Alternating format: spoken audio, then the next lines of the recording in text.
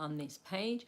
And I would like to thank all of my subscribers for continuing to subscribe to this channel, but also to, the comments that people leave under videos. And as I've always said, whether you agree with some of the things that are in the videos, whether you don't, it's still good to hear from you. And I know that especially when there's topics such as domestic abuse or other topics around trauma and that sort of thing, I'm speaking from the work that I do as a counsellor. So that's from my knowledge, my training, my experience of working with clients, and also some of my own knowledge that I've gained. But I'm not saying that I'm an expert in everyone's life. And what I mean by that is what I say is not going to apply to everyone, but it's taken based on the information I have. So feel free to leave comments, as I've said. Feel free to share the videos. Feel free to subscribe if you enjoy the content of this channel. And what I'm going to talk about is something that I think, is worth looking at because it's relatable and it's probably applies to a lot of people right now, but also in general. And that is 5 ways to get an energy boost when you feel down. So there's a difference between low mood when you normally are quite upbeat, you're normally quite excited and enthusiastic about life, you're going along, and then suddenly you have a dip in mood, versus someone who is possibly has mild, moderate or severe depression. Now, either way, these tips will still help, but sometimes it is worth considering whether you want to go to your GP and get a formal diagnosis to see if it is depression or if it is just that you're struggling with your low moods at the moment because something is happening, or because, it's just you're going through a dip. So the first thing is, and this is, none of these stuff are things that you probably haven't heard before, but it's worth reminding ourselves sometimes. There's times where I'll work with clients and I'll say something and they'll say, do you know what, I know this, I know I'm supposed to do self-care, I know I'm supposed to stick to, Pilates or whatever, I know I'm supposed to drink more water, but it's worth having a good reminder. Sometimes having the conversation again and again gives you that reminder that you need. So the first one is get out in nature, take short breaks. You might not be able to probably go and book. I've gone on a short break recently, I've got an Airbnb wish list because I live in Birmingham, central Birmingham, very busy, always noisy. It never shuts down. Sometimes getting away to the countryside where all you can hear is like birds is beautiful. I couldn't do it forever, but it's nice for a few days. If you can do that, then that's brilliant. Maybe your place is the beach. Maybe walking on the beach. It could be other things for you, could be a break. But if you can't do that, still get out into nature. There's so much research around, just being out and about in the trees, hearing the birds, just the cold air on your face. Whatever it takes, try to get out as much as you can. That definitely boosts your mood. When I go for a walk in the morning if I've got a whole day of sitting, doing appointments, it just makes such a big difference. It's such a small thing, but it makes a big difference. So that's the first thing. The second thing is planning and taking action. Now, this might go against what sometimes people are recommending, because sometimes people will say, if you're really low and you're having a tough day, stay in bed, it's okay to do that. And there's nothing wrong with that. I'm not going to say that's wrong. Sometimes people will say, if you're not feeling up to it, just don't do anything. And that's okay as well. However, sometimes people are so stressed and overwhelmed that they're not doing something because they've got so many things on their list, and then that's causing them more stress because they know that by having another day where they're not doing something is just piling on more stress. So the other day I was working with someone and they had so many things on their list, and what we did is collaboratively we worked together to work out what could they do today to get something off their mental checklist, but also off their practical checklist. And even if it means that someone just does their laundry and then that's one thing off the list, then that sometimes might be the action that they need. And then that might gain momentum, because after they've done the laundry, maybe then they'll do another task or another task. It's not about pushing yourself, but at the same time, it's not about, if the thing that's causing you stress is you not doing action because you've got loads of tasks, then it's worth sometimes just doing that so that you'll feel less stressed. But there is times where you do need to rest. If you're physically and emotionally fatigued, then you might just need to rest for that day.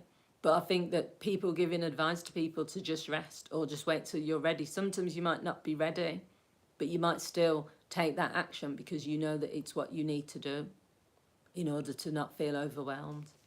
So the third thing is people. It's all about people. So have a heartfelt conversation with someone close to you. Or you might decide you don't want to have a heart-to-heart and tell them how you're feeling, but you just want to spend time with that person because that person makes you laugh, or that person, being around them for 5 minutes lifts your mood and boosts your mood. It can go the other way as well. We can be around people who 5 minutes after spending time with them, we're ready to leave, and we kind of walk away and we think, oh, that was draining. But you can also go the other way. So it's thinking about who are the people that you want to spend time with that can lift your mood, but also that when you're around that person, maybe they generate ideas. So you leave that person and you think, oh, they've inspired me to do something. Or you leave that person and you think, I can arrange to meet with them again because that feeling of like when we were together and we're spending time together is worth me doing more of that. Or it could just be that you just feel you've been isolating yourself, so you feel like you need to see that can reconnect with people.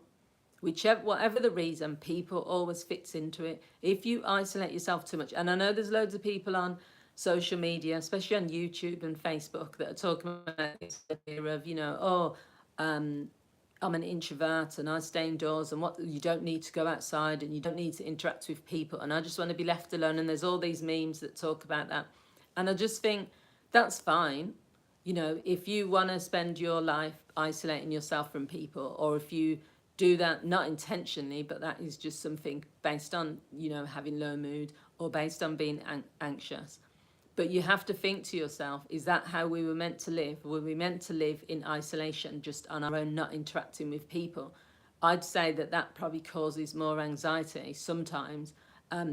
It's not about social anxiety because that's a completely different thing where you're just going to a party and you're in environments with people you don't know. But even for people with some anxieties, being around people you do know as well causes stress. This is about if you're in a low mood and you just can't shift that mood, is it going to help you to isolate yourself and just not spend time around people? And I'd say that in the majority of cases, no, it's not. So the fourth thing is to change your diet. These are just simple things. Drink more water.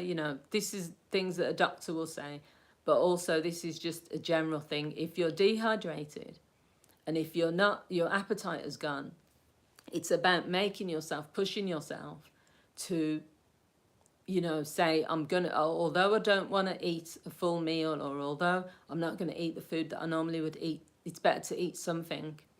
You might have to get to a point where you are pushing yourself to just buy the things that are going to kind of tempt you to eat. Or you might say, I worked with someone recently where they were not eating at all throughout the day, or they were having barely anything. And so instead of meal planning for the whole week, we looked at, could you think of one meal you're going to have every day that you're going to eat? And then could you also incorporate snacks? So things like even smoothies, fruit, nuts. So they were able to do that and slowly then start to build up their appetite. So I think it's all about saying to yourself, what is it that you need? How many calories can you pack into your day, even if you're not in the mood right now to sort of, your appetite's gone because you might be feeling low for various reasons. It's still about, can you have meal replacements? Can you drink water and then put those electrolytes in there to give you a bit more energy? Can you take your vitamins? So it's taking care of yourself in terms of your physical health, your emotional health, and also, meal and food as well. So the final thing is volunteer or do something for charity. So when you're feeling low sometimes, there are other people that are probably worse off than you. And the other point with volunteering as well is that you get to give back. Volunteering isn't just for the other people, it's for you as well. So part of it is so that you can recognize where you are and be grateful for where you are, because there are people in other situations. But the other part of it is that you're giving something back, you're doing something, you're saying, okay, well, I'm not really where I want to be, I'm not really feeling the best right now. But say if I go and volunteer at a garden centre, or I volunteer in an elderly people's home, or I volunteer for the homeless, not only am I going to be giving back because I'm helping other people, but I'm also being able to look at my life then, and you're able to say, okay, they're surviving, they're struggling, they're in a worse position than me, but they're still there doing their bit. So I can take from that and maybe work on my life a little bit as well, and recognise that there's things to be grateful for.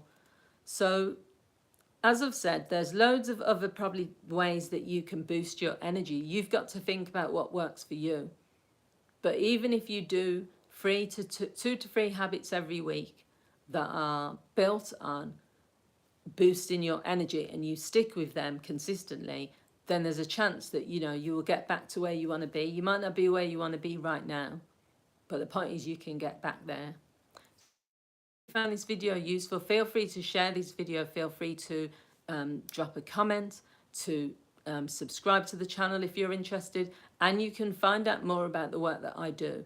Either there's a little, I usually put a little description, but you can also go to my Facebook page, Marianne Hanson Counselling Service, where you'll find all the details of how to contact me. So thanks for watching, and I'll see you all soon. Have a